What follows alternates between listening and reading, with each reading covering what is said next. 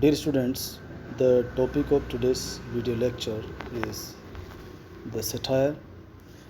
The satire is, of course, found in both poetry and prose. It has no set literary form.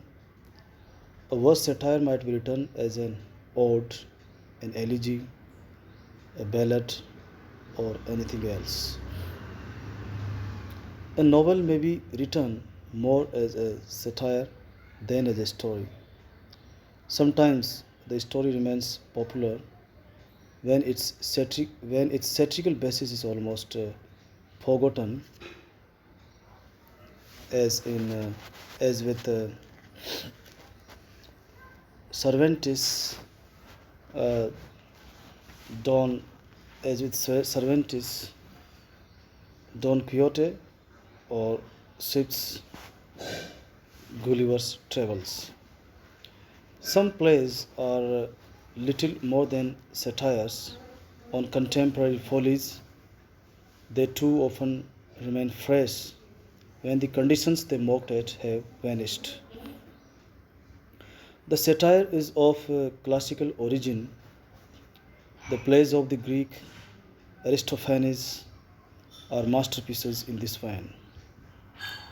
Its chief exponents in Latin literature were Horace, Persius, and Juvenal, who were imitated all over Europe during and after the Renaissance. They set the model for Elizabethan and Augustan satire in England.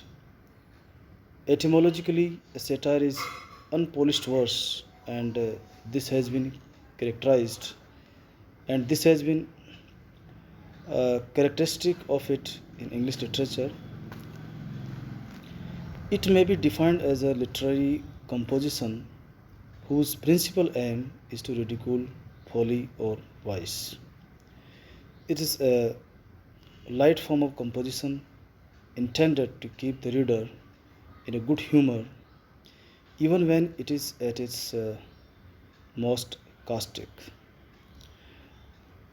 The true end of satire, Dryden says that the true end of satire is the amendment of vices by correction. Some of the notable satires in English poetry are John Dryden's Absalom and Achitophel, Macflecknoe, Butler's Hudibras, Pope's Dunciad, and Byron's Vision of Judgment. The first two poems were written in the heroic couplet, a meter then widely used, which gives great concentration and force. So today we have discussed the important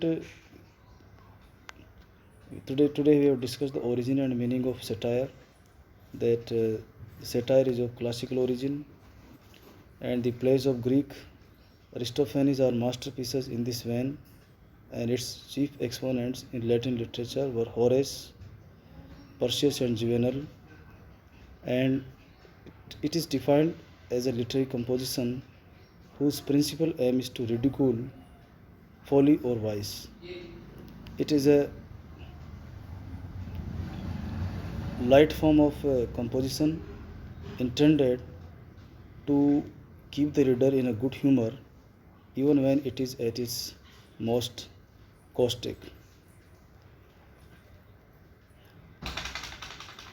John Dryden's Absalom and Achitophel and his Macflecknoe, Butler's Hudibras, Pope's Dunciad, and Byron's Vision of Judgment are some of the important satires written in English literature.